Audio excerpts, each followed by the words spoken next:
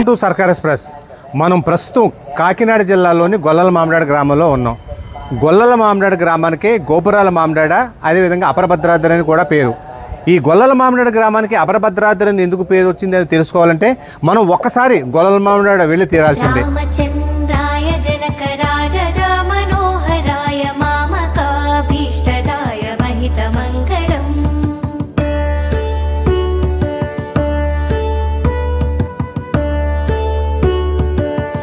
మనం ప్రస్తుతం గొల్లల మామిడాడలో ఉన్నాం. అంటే గొల్లల మామిడాడ గ్రామానికి గోపురాల మామిడాడ కూడా అని చెప్పడం జరిగింది. అంటే మనం చూస్తూ ఉన్నాం, అంటే గోపురాల మామిడాడ అని ఎందుకు ఈ గొల్లల మామిడాడని అనాల్సి వచ్చింది అనేది. ఇక్కడ రెండు గోపురాలు ఉన్నాయి. తూర్పు గోపురం ఒకటి ఉంది, అదేవిధంగా పశ్చిమ గోపురం ఒకటి ఉంది. ఈ తూర్పు పశ్చిమ గోపురాలకి రెండాటికి కూడా ఎంతో విశిష్టత ఉంది. ఆ విశిష్టత ఏంటి, అదేవిధంగా సంవత్సరానికి ఒకసారిగా శ్రీరామ వేడుకల ప్రత్యేకత ఏంటి, ఈ ఎన్నాటి గురించి కూడా మనం వివరంగా ప్రతి ప్రక్రియ గురించి కూడా మనకు వివరంగా చెప్పడానికి మన దగ్గర ఆలయ అర్చకులు మంజునాథాచార్య గారు ఉన్నారు. వారిని అడిగి తీసుకునే ప్రయత్నం చేద్దాం. నమస్కారం అండి. జై శ్రీమన్నారాయణ. దక్షిణే లక్ష్మణోధన్వి వామతో జానకీ శుభ పురతో మారుతిర్యస్య తం నమామి రఘోత్తమం. గొల్లల మామిడాడ గ్రామానికి అలాగే ఈ క్షేత్రానికి పేరు తెచ్చినటువంటి ఈ గోపురాలకి సంబంధించినంత వరకు ఒక విశిష్టత ఉంది. తూర్పు గోపురం 120 అడుగులైతే,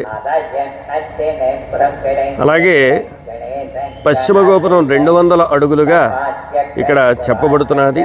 అలాగే మధ్యలో స్వామివారి యొక్క గర్భగుడి, అంటే మనం రామచంద్రమూర్తికి సంబంధించిన ప్రతిష్ఠ చేసిన ఏదైతే గర్భాలయం ఉందో ఆ గర్భాలయం మధ్య గోపురంగా మనం చెప్పబడుతున్నది.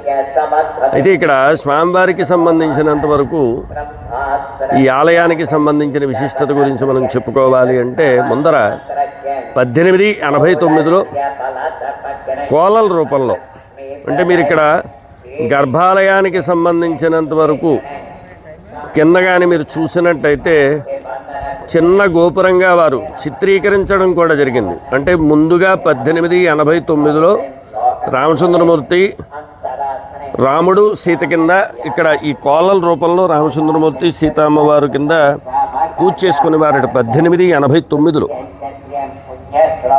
ఆ తర్వాత ఇదే చిన్న ఆలయాన్ని ఇప్పుడు మీరు చూస్తున్న ఇంత పెద్ద ఆలయంగా మార్చబడింది. అంటే ఇక్కడ మీకు ఇంకో విశేషం ఏమిటంటే రామచంద్రమూర్తి వారు ఎవరైతే ధర్మకర్తలు ఉన్నారో వాళ్ళు నమ్మారు అనే ఒక విశిష్టంగా చెప్పాలి అంటే ఇక్కడ మనకి ధర్మకర్తల పేరు దగ్గరికి వచ్చేటప్పటికి ద్వారంపూడి సుబ్బిరెడ్డి అలాగే ద్వారంపూడి రామిరెడ్డి ఇద్దరు అన్నదమ్ములు. ఈ అన్నదమ్ములకి రామచంద్రమూర్తి అనుగ్రహం ఉన్నది అని మనం చెప్పుకోవాలి అంటే మీరు ఏ విధమైన దేవాలయాలనైనా చూసినప్పుడైతే వాటికి సంబంధించిన ఒక వాస్తుకి సంబంధించిన దేవాలయం, అంటే ముందుగా దేవాలయం నిర్మాణం చేసుకొని అందులో మనం విగ్రహాన్ని ప్రతిష్ఠ చేస్తాం. అయితే ఇక్కడ ముందర స్వామి వచ్చాడు 1889లో. స్వామి చిన్న రూపంలో రాముడు సీత కింద కోలల రూపంలో రామచంద్రమూర్తి వచ్చారు.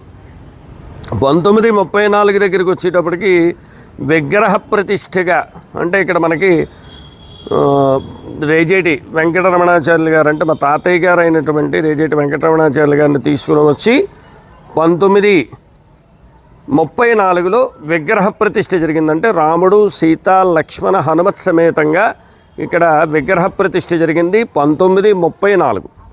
అలాగే ఆ విగ్రహ ప్రతిష్ఠ జరిగిన తిథి కూడా ఏంటంటే చైత్రశుద్ధ నవమి నాడు ఉదయం 7:36 ఇక్కడ రామచంద్రమూర్తిని ప్రతిష్ఠ చేయడం జరిగింది. కాబట్టి ఏంటంటే ఇక్కడ వేరేగా వార్షికోత్సవం ఉండదు, కాబట్టి రామచంద్రమూర్తి ప్రతిష్ఠే శ్రీరామనవమి నాడు జరిగింది. అందుకని ఇక్కడ ఇంకొక విశేషం కూడా చెప్పబడింది. అయితే ఇక్కడ ఏంటంటే 1934 దాని తర్వాత నుంచి వీళ్ళు దేవాలయాన్ని నిర్మాణం చేసుకుంటూ వచ్చారు. ముందుగా ఏంటంటే చిన్న సైజు, మీరు ఇప్పుడు ముందర చూపించినట్టుగా చిన్న గోపురం ఏదైతే ఉందో ఆ గోపురం దగ్గర నుంచి అలాగా అద్దాల మందిరం, ఆ తర్వాత తూర్పు గోపురం వాస్తు ప్రకారంగా తూర్పు గోపురం ఎత్తుగా ఉంటే పశ్చిమ గోపురాన్ని నిర్మించాలి అని చెప్పి వాస్తు సిద్ధాంత ప్రకారంగా ఏదైతే చెప్పబడి ఉందో ఇవన్నీ కూడా నిర్మాణాలన్నీ కూడా ఒక్కొక్కటి కూడా జరిగాయి. దీనికి దానికి కూడా మీకు 6 సంవత్సరాల కాలం పాటు ఉంటుందంటే ఒకటి 1947 అయితే ఇంకొకటి 1956. 56 దగ్గరికి వచ్చేటప్పటికి పశ్చిమ గోపురం. అలాగే 1975 దగ్గరికి వచ్చేటప్పటికి అద్దాల మందిరం అంటే రామచంద్రమూర్తి పవళింపు సేవ ఏదైతే జరుగుతుందో దానికి శ్రీ పుష్పయాగం అని చెప్పి అక్కడ జరుగుతుంది పవళింపు సేవ.